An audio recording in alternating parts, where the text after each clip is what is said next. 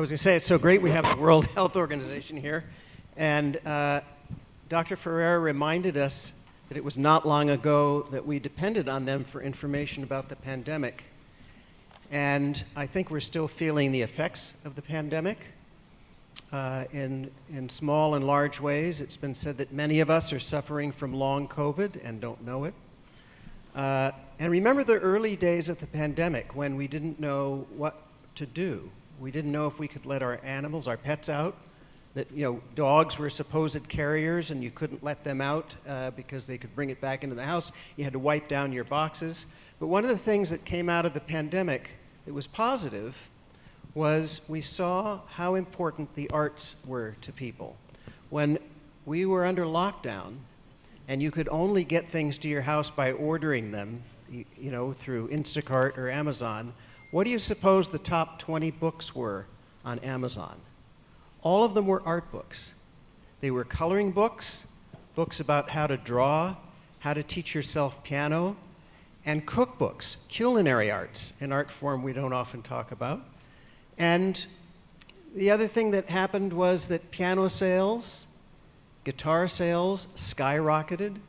People sought refuge in the arts. And just to amplify this idea, I think if the arts were forefront now, we don't need to think of them as a refuge in bad times. We can think of them as a way to promote resilience and wellness from the very beginning and create a better society. As we heard, oxytocin is released when people play music together. Just imagine world leaders sitting down to negotiate after singing together and having that oxytocin and trust and bonding. Just as a final chapter, I do remember 6 months into the pandemic, a final chapter of my introductory remarks before we get on with the panel. I remember 6 months into the pandemic, it was the World Health Organization, the WHO, that announced that dogs were not carriers and we could go out. So it really was WHO let the dogs out. Whoa, whoa, whoa. Dr. Sajnani, maybe we can start with you. What is happening at the international level to support arts and health research? It's a pleasure to be here, and I would say that so I've had the great privilege of being able to collaborate with our colleagues Niels Fichte in the WHO Regional Office for Europe, which was behind the 2019 report, the scoping review that surveyed some 3,000 studies that really pointed to the evidence around the role of the arts in health promotion and the treatment and management of illness, and also with Christopher Bailey in the Geneva office and headquarters, Stephen Stapleton, our fellow co-director from Culture Runners. And our efforts have really been to materialize the WHO's Arts and Health Initiative because, and you started with the pandemic, it's not usually the first thing that people think about when they think about the WHO. They don't necessarily think about the arts. And I'd say the regional office in Europe is unique in the sense that they have a behavioral and cultural insights unit. So they're really looking at the role of culture in shaping behavior and therefore thinking about engagement in the arts as a health behavior. So what we've been doing within the Jameel Arts and Health Lab is to give expression to this across WHO regional offices, to elevate this message and to look at ways in which we can promote research, policy, and outreach efforts to mobilize the arts and health in all of their forms, be it creative arts therapies and clinical health, access to arts engagement in our schools, in public health strategies. Some of the ways that this looks like is partnering with local communities, with cities, with states, much like we're doing here, to support mobilization efforts, awareness efforts, and to amplify this throughout our networks. In fact, this August, we're going to be co-sponsoring and co-hosting our first countrywide Arts and Health Festival, and that'll actually be in Scotland. And in each of these efforts, the folks that we're collaborating with, so in Scotland it happens to be Scottish Ballet as champions. Here it's LA Opera, and you always need a champion on the ground, a group that's going to take it forward and then mobilize the other partners.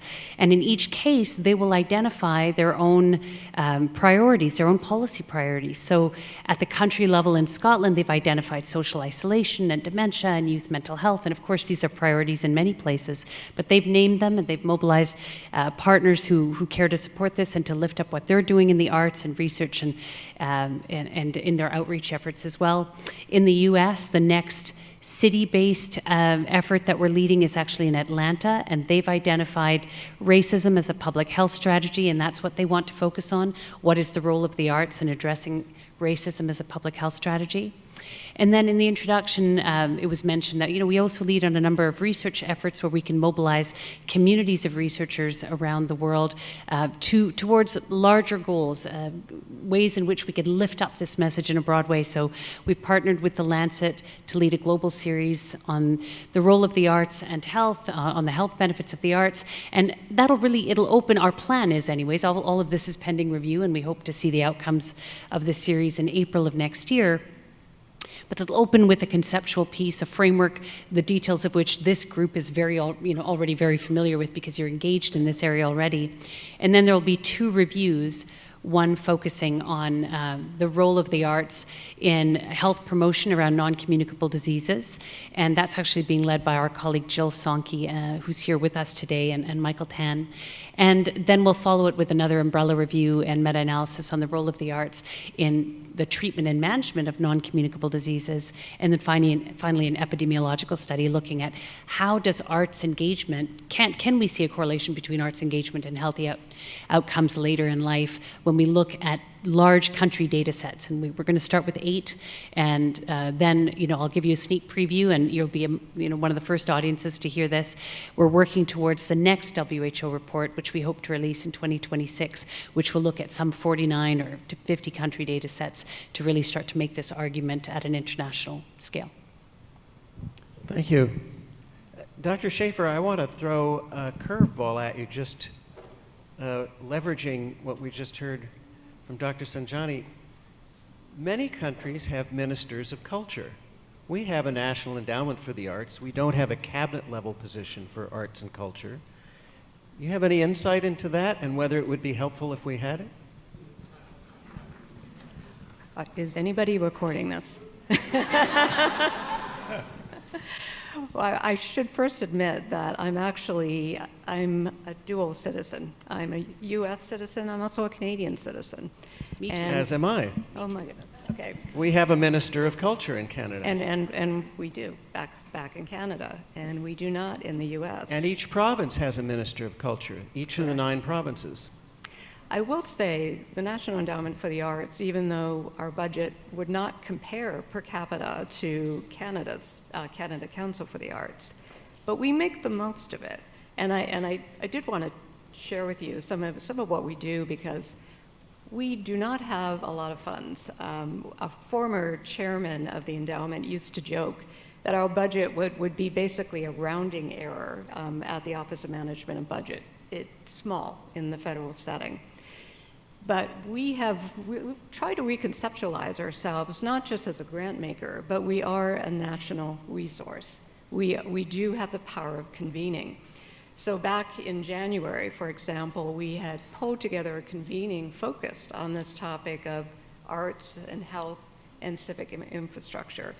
And to be able to bring people together from across the country who are passionate about this work and talk about the partnerships that we could form and the work that we could do together.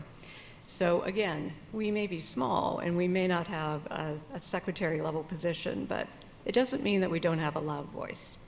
And just as an example, we have worked to form a new interagency working group that is co-chaired by our chair, Dr. Maria Rosario Jackson, also from LA. And she is co-chairing it with the Department of Health and Human Services. And the focus of this new working group is on the arts in civic infrastructure. Now, this is pretty exciting stuff. We have together at the table people, secretaries and deputy secretaries from across the federal government, and they're making decisions about bringing the arts into the work that we do. And one of the most exciting news I have from that was the Environmental Protection Agency, which you wouldn't think would have a role in the arts. They now have an artist in residence program because they recognize the value of bringing arts into this type of discussion. So I know that related to that, the EPA amended the Clean Air Act some years back to include noise pollution from unwanted sounds and unwanted piped-in music in public places. Because although many of us love music, here we are at the beautiful Dorothy Chandler Pavilion, when you ask people what they find most aversive about city life, they often say, well, it's music I hate being piped into a train station or on hold or in a public space, because you can't really plug your ears the way you can close your eyes and avert something. So yeah, there's an interesting EPA connection there. Mm-hmm. Thank you for that. Dr. Bilder, you're an expert on how art impacts the brain and the brain operations underlying the perception of art, creativity, and music, creative acts and music. Can you draw a through line for us from how brain activation leads to better health outcomes based on art input? Yeah, thanks so much for that question. I felt a need, though, to respond first to your initial remarks about who letting the dogs out. And I think that it's important to acknowledge bow, wow, wow, yippee-yo, yippee-yay, bow, wow, yippee-yo, yippee-yay. Atomic Dog. Thank you for that. P-Funk All-Star. Yes.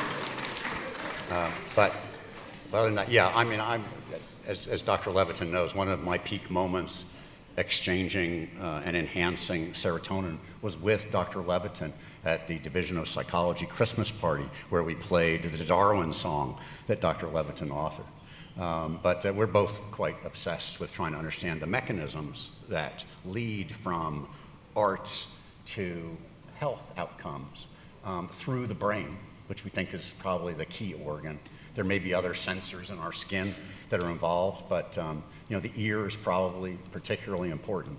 And getting from the ear through the brain to various other centers in the brain, that's I think the key thing. I'll talk a little bit later about some of the evidence that I think supports this, but our main thesis, and with our boss from the NEA here, our NEA Research Lab, is based on the premise that health outcomes are mediated primarily via psychological well-being and social connectedness, that these factors, and we'll talk more about how they map onto many of the other social determinants of health and other features of psychological well-being, like autonomy, self-efficacy, all of these kinds of features, the capacity to overcome perceived discrimination and to eliminate perceived discrimination. All of these factors, converge, and our measurement of those things at the psychological level is key to understanding, I think, the brain mechanisms that ultimately lead to the downstream health outcomes. And then, of course, we believe that if we can prove that health outcomes are affected through these mechanisms, we can do two things. One of which is to come up with better methods to enhance health outcomes using the arts, tuning the arts, so that they actually achieve the desired outcomes in the desired populations.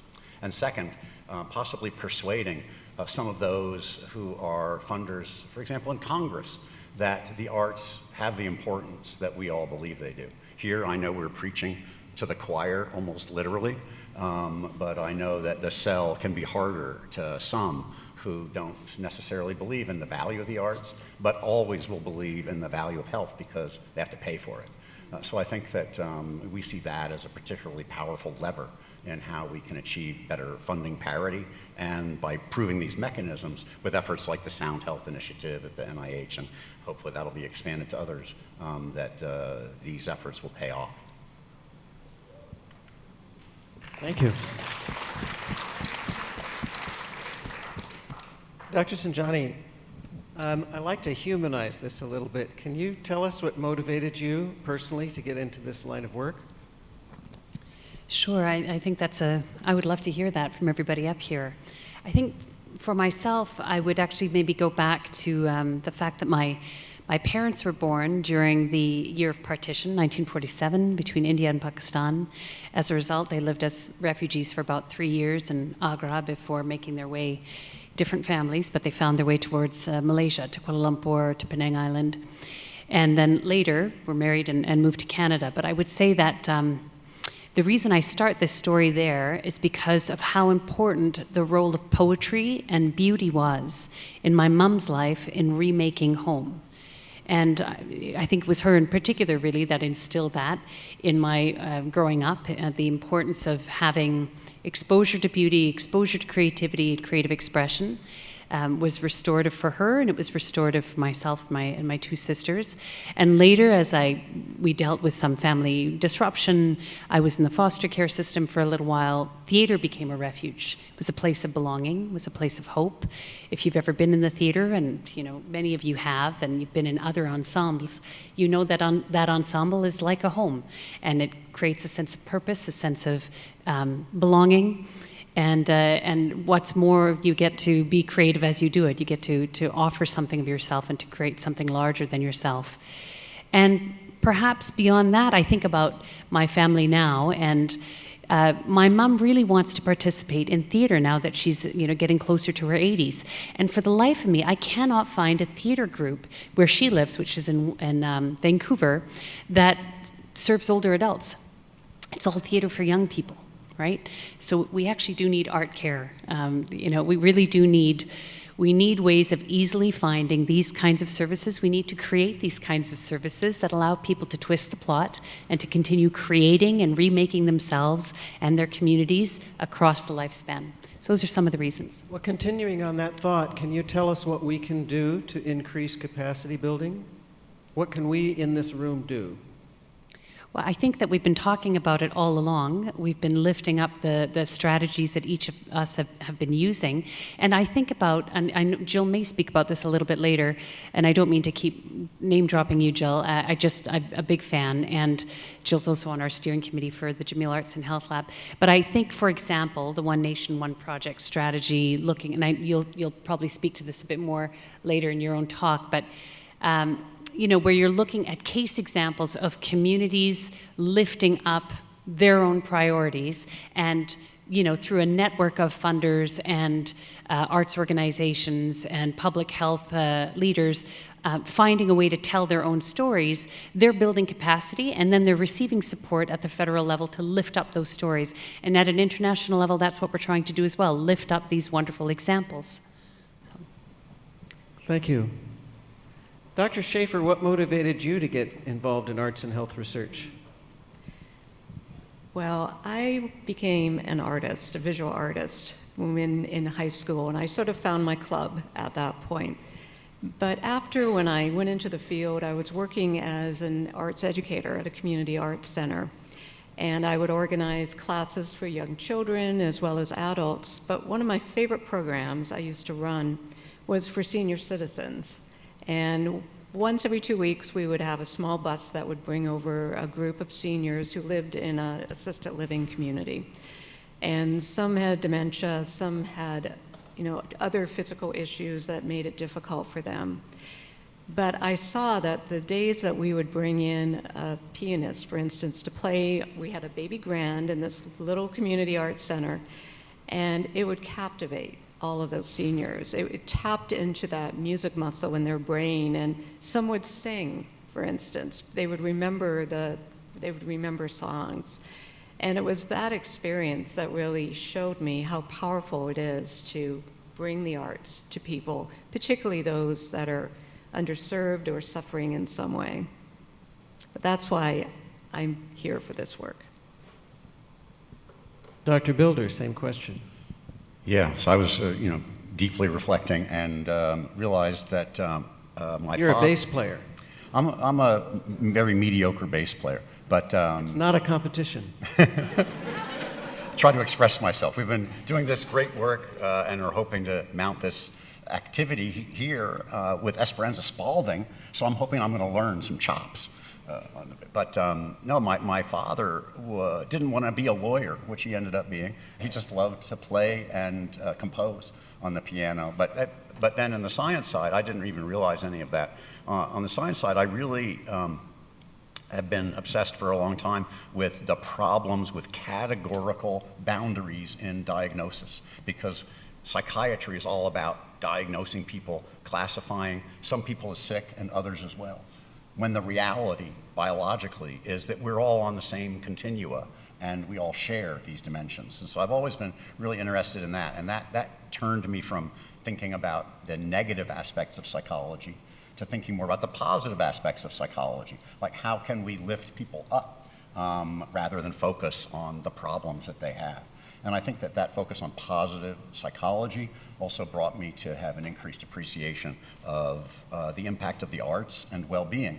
And we had good luck with some wonderful people. Jane and Terry Semel at the Semel Institute for Neuroscience really loved that idea. They loved the idea of overcoming the stigma associated with mental illness. Thus, we renamed the institute and the hospital.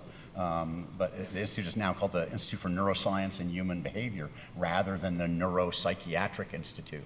So it eliminated the stigmatizing effect of that name. And then we started at UCLA something called the Healthy Campus Initiative, which has explicitly different pods for various aspects of psychological well-being in which the arts play a prominent role in our MindWell program. So yeah, it's been a bit of a circuitous path, but it's aligned, I think, both in terms of early psychodynamic history and and my scientific passions. Yeah, just to fill in a piece there, the history of mental health is that mental health practitioners are supposed to put you in boxes. There's the Bible of the field is called the Diagnostic Statistical Manual of the American Psychiatric Society, and it's very important that you assess a patient and you put them into a category and you assign them either a disorder or not disordered, but as David Rosenhan, an early pioneer in this, found out that once you've been diagnosed with a disorder, and he had faked a disorder just to see what would happen. Once you've been diagnosed with it, it's sort of on your permanent record, and it's only in remission. So they had diagnosed this perfectly sane person as being someone with schizophrenia, and then once he proved to them, well, I was just doing this as part of an experiment, an expose, it followed him around the rest of his life on his medical record that he was a schizophrenic in remission, which is, I mean, it's kind of a box view of things that you fought against. I wonder if you were influenced by Thomas Szasz' book and the myth of mental illness. Definitely. I think that the perspective, as Dr. Levitin is bringing up, a perspective that all mental illness is really the result of societies putting people into these separate boxes as opposed to fundamental biological problems that they may have. And I'd say that I would favor more of a mixed view. Though I think that those capacities to understand how it is that society appreciates the strengths and weaknesses of people and supports people is critically important. And the societal construction of mental illness is critically important to appreciate. At the same time, I don't want to deny that there are biological factors that are critically important and underlying all of our well-being and our illnesses. So I think we need to pay attention to both the underlying biology and the societal impacts and the intersection on the individual. Dr. Sajnani, do you have any thoughts you'd like to continue on this topic of mental illness and diagnosis? Well, I suppose I would go to the One Health definition that the WHO has been endorsing of late, which builds on the 1948 definition, which folks here might already be quite familiar with, that doesn't see health as being about the absence of disease, but rather the presence of physical, mental, and social well-being. And now with the One Health definition, really linking that to planetary health, linking that to our food systems, and linking that to animal health as well, that we really are in an ecosystem. And so, you know, as you were saying, I mean, this has to do with the conditions in which we live, and that's been reiterated this morning. I think to your earlier question around capacity building, I mean, there's so much more to say, I think, about how we need to move things forward in every area, because I'll give you a case example. In Australia, for example, the Department for Aged Care said, oh, wow, we really believe in this research, and we see that it's important to include arts engagement, arts therapies for older adults, especially those in aged care. And you know what we need? We need a music therapist and an arts therapist in every aged care facility across Australia, which meant some 40,000 practitioners. which they don't have. And so therefore, they immediately then had to look at the training to workforce pipeline and how they could also mobilize in that direction. So it really does require a lot of intersectoral collaboration and investment. And as Kristen was saying, place matters, so it needs to happen in localities, in cities and states, countries, and then we need to speak to each other. I like to think that some people have figured things out, and it's not necessarily us. And I look around the world for models.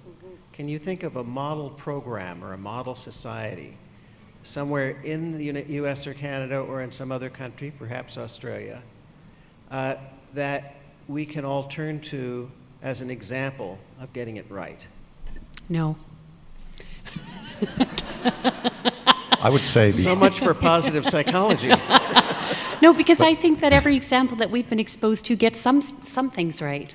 And then, like with the Australian example, we all thought this was wonderful. They've acted on the evidence. They've done exactly what the report has called on folks to do, which is let's not let the evidence just sit here. Let's actually acknowledge it and look at ways of integrating it into mainstream medicine and public health.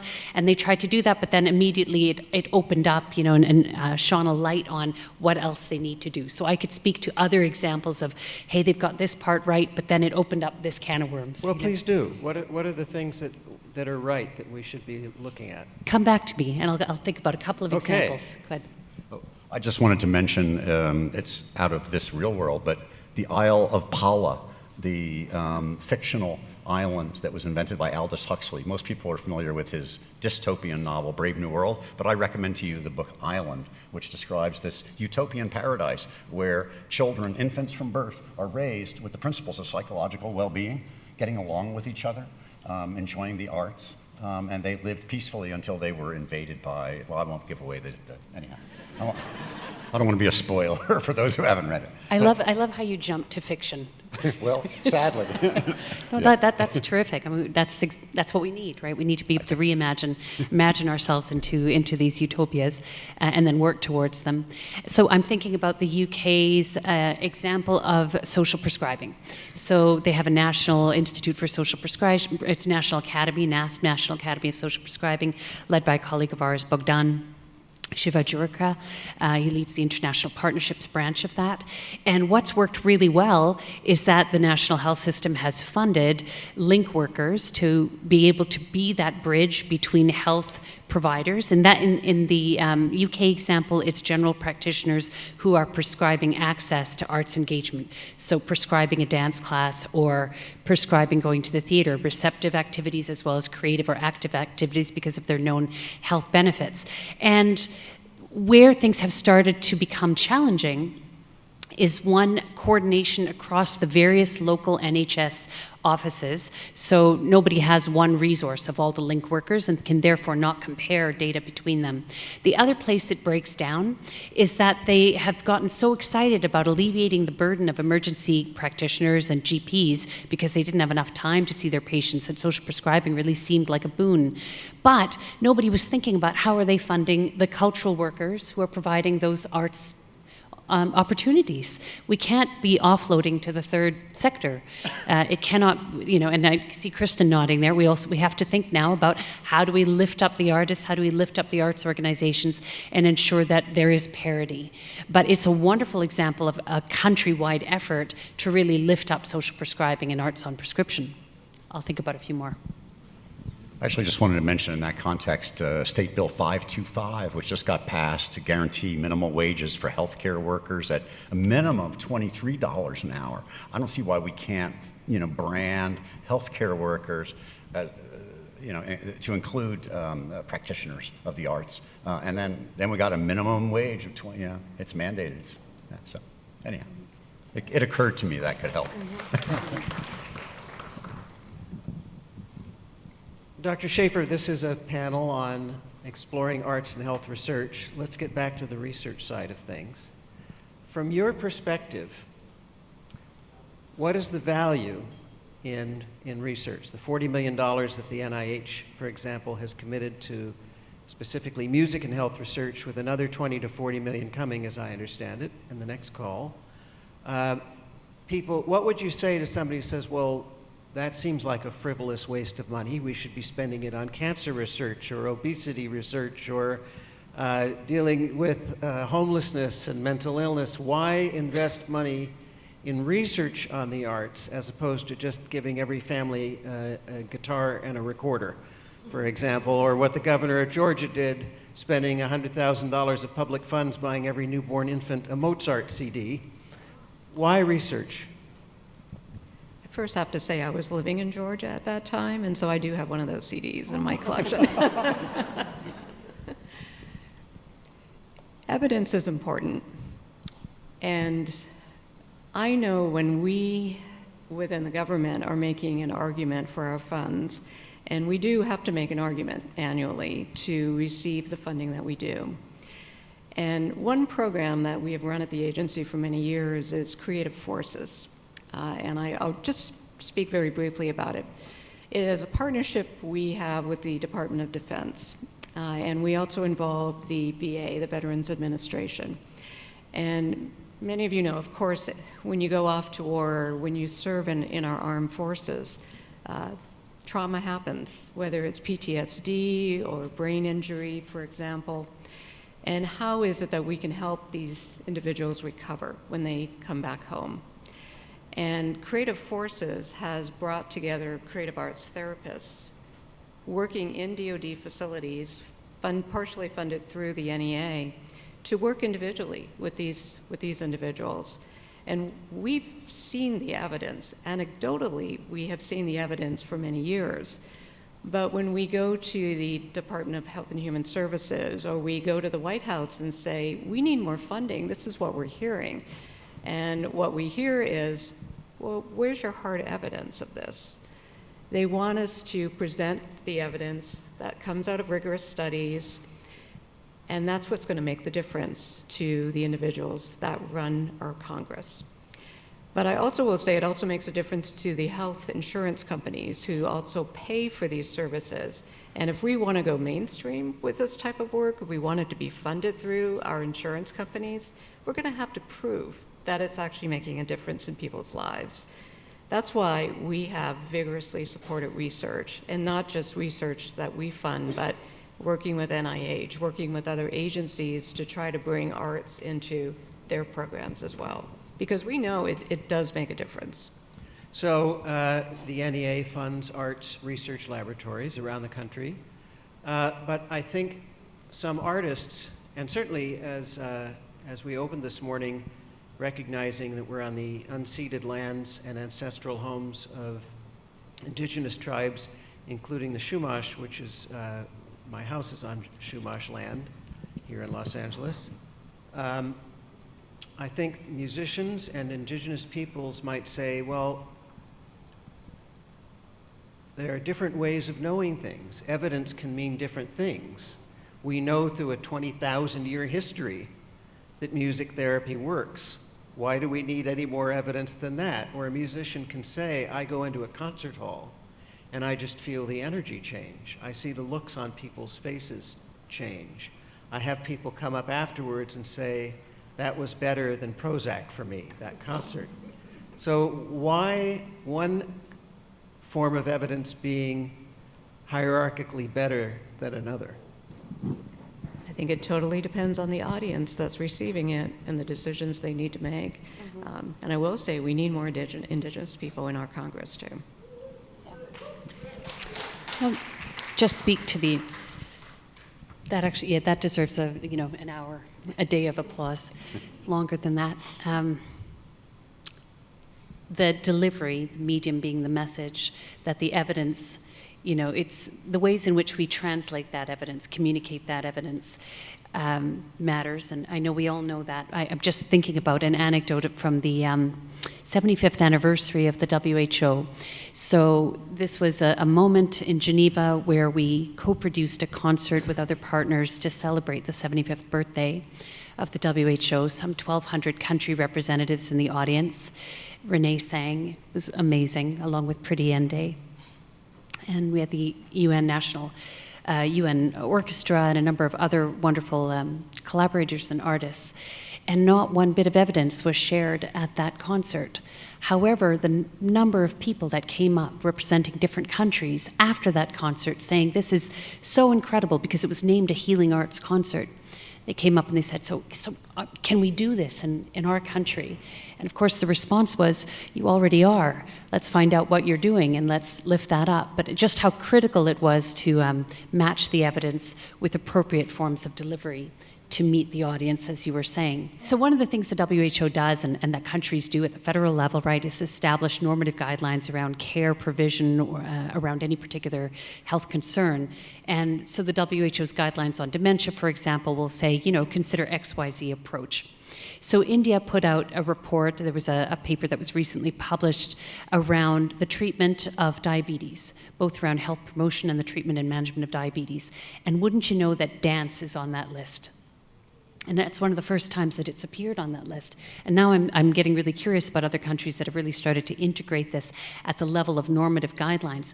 But I was surprised to see it and really delighted. And we've started to share it within our Lancet series group and hope that really becomes a model for others. And of course then, it might shine a light on, just as Australia's example did, on how are they materializing this? How are they funding it? How are they supporting it? Dance is an interesting case. It seems to be the poor stepchild of music and arts research, but of course you don't have dance without music. And Dr. Sakota and I were talking earlier this morning about how across human history, and still in most languages spoken today, the word for music and the word for dance is the same word, because there's never been a time in that culture or in that language when a speaker of the language had to refer to one without referring to the other. The idea that music and dance are separated is relatively recent in our evolutionary history.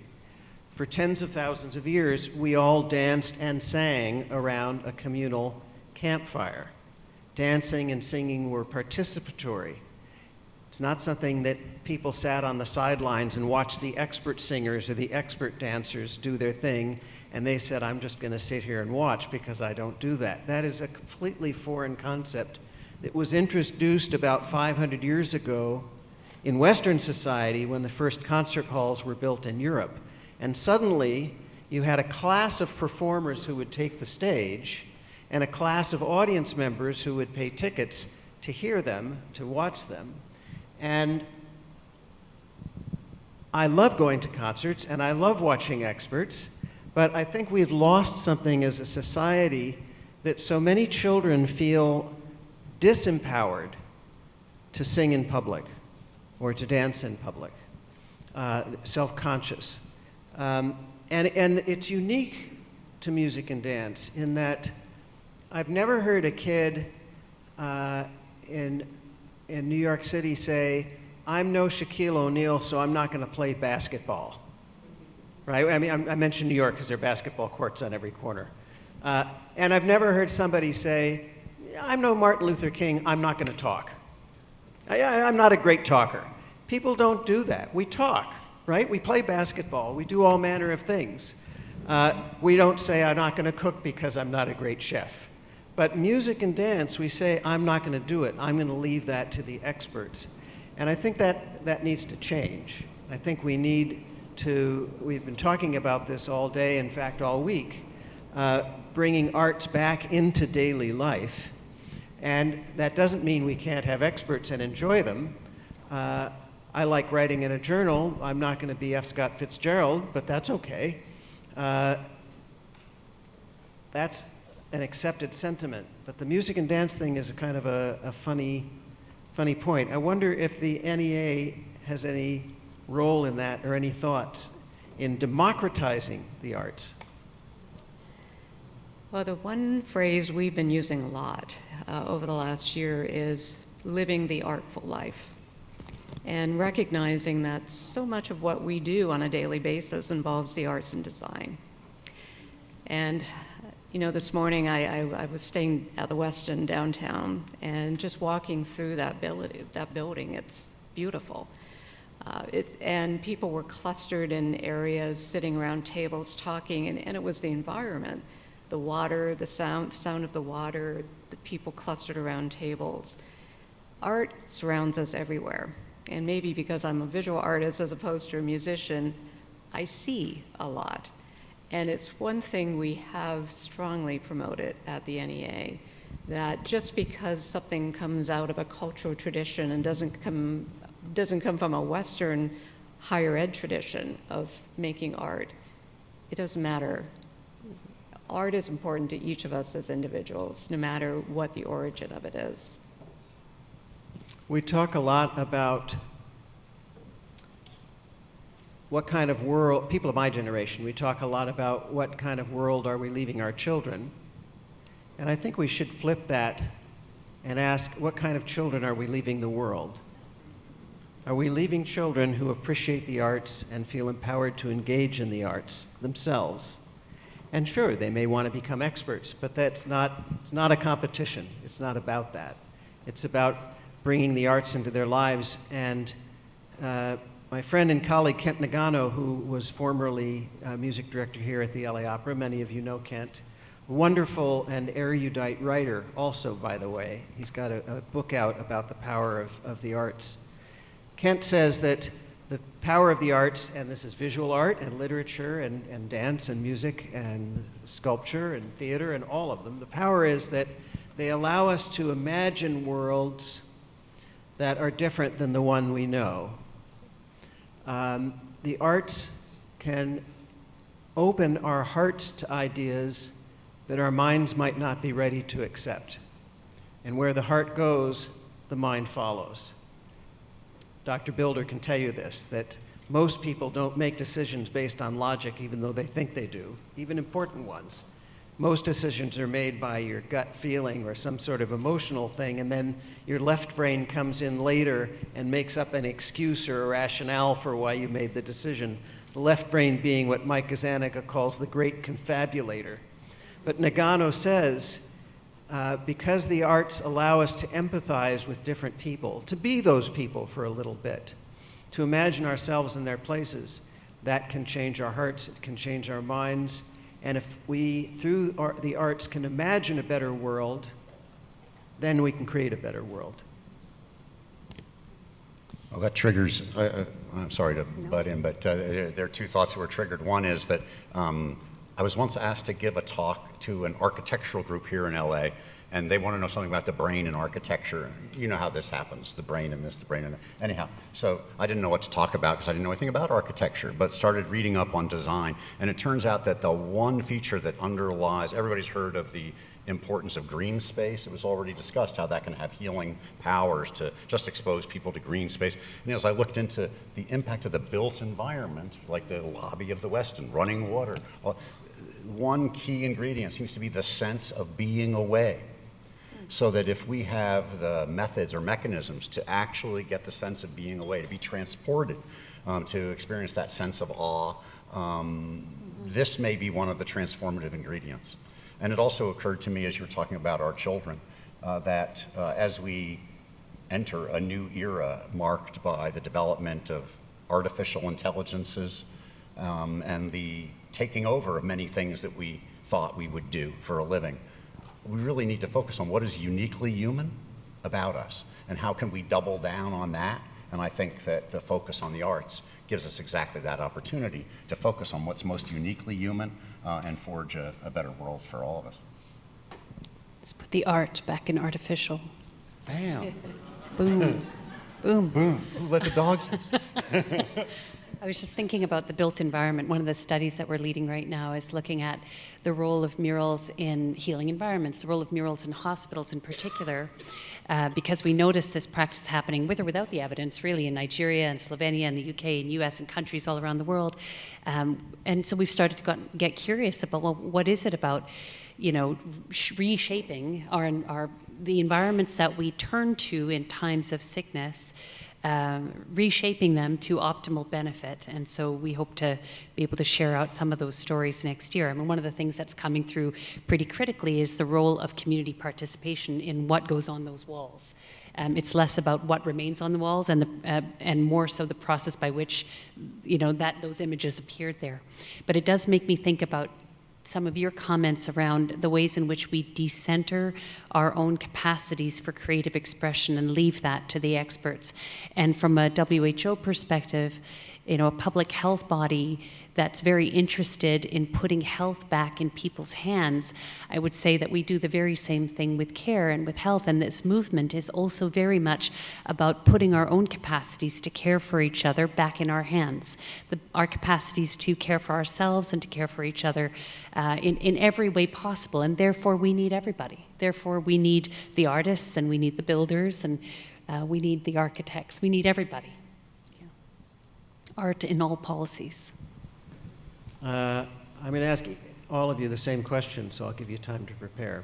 What is the one finding in arts and health research that you found most exciting,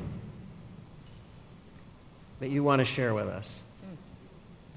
Yeah, what comes to mind for me is a project that we were really lucky to have supported by the John Templeton Foundation on exceptional creativity, what we call Big C creativity. And we were able to recruit 30 amazing visual artists from around LA. And of course, people would say, well, what do you can compare them to? So we got 30 unbelievable scientists from mostly Southern California, and then what I refer to as 30 free-range smart controls to compare them to. And our goal is to figure out, well, what is unique about the Big C creative folks?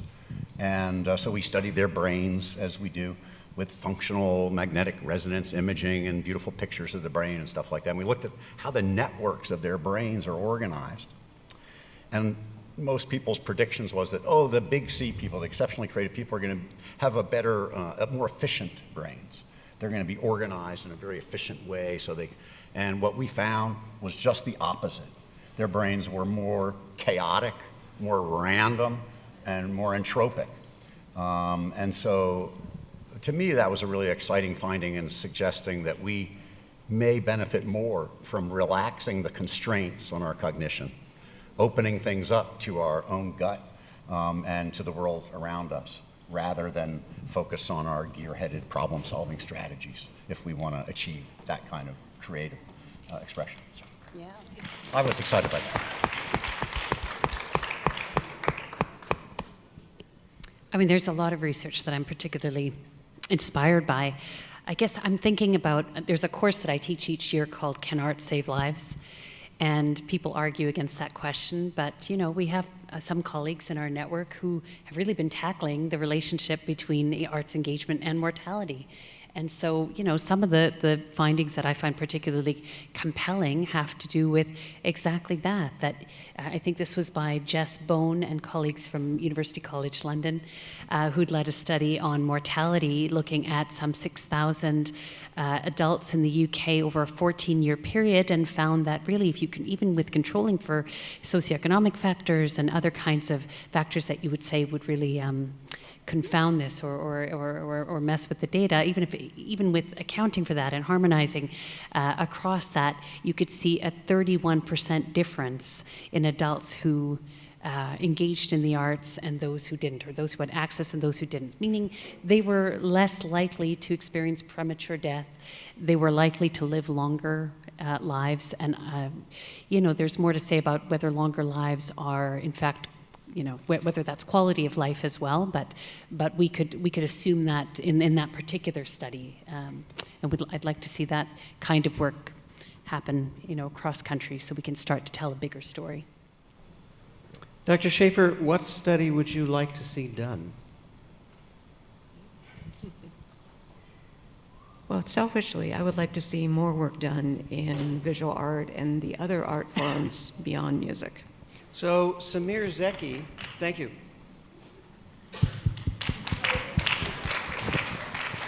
Samir Zeki, a psychologist and neuroscientist who studies visual art, coined the phrase neuroaesthetics about 15 years ago.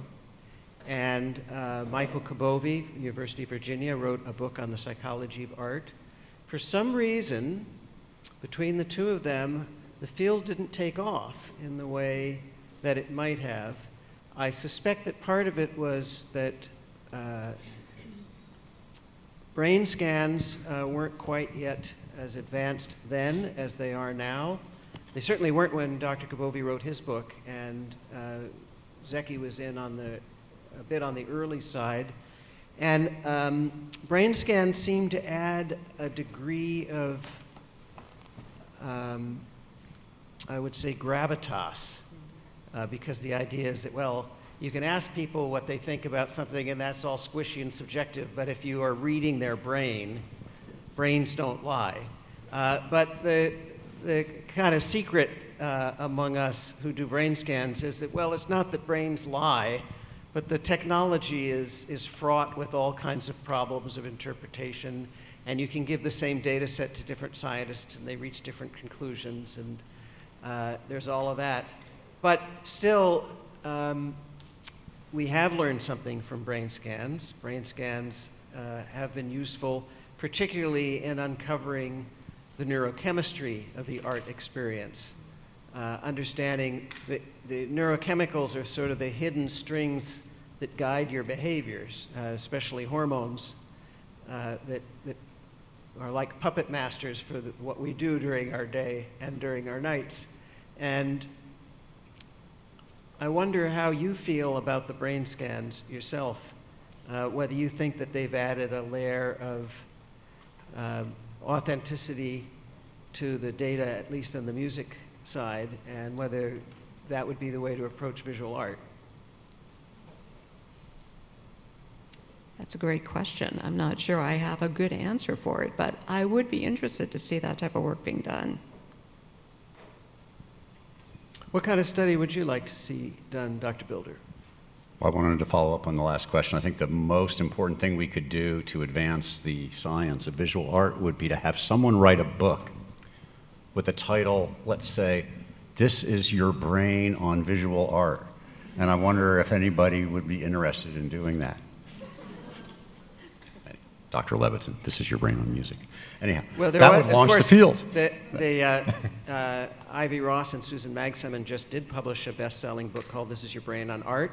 It does deal with visual art, but more broadly with arts. But there's always room for more books. Indre Viscontis, who's one of the great public communicators of neuroscience, has a book in the works and another book that I highly recommend and that's already out. And speaking of which, Renee Fleming's book, Music and Mind, is out, and it's a wonderful compendium of chapters written by literary figures, neuroscientists, artists, and it's a thick book, but it's the kind of book that you can just dip in and out of. You don't have to read it front to back, and it's wonderfully inspiring. I think, though, yes, somebody should write "This is Your Brain on Visual Art." This is your brain on painting, on sculpture, on architecture. I'm all for it. But continue. What study would you like to see done, Dr. Bilder? I think, and it may be,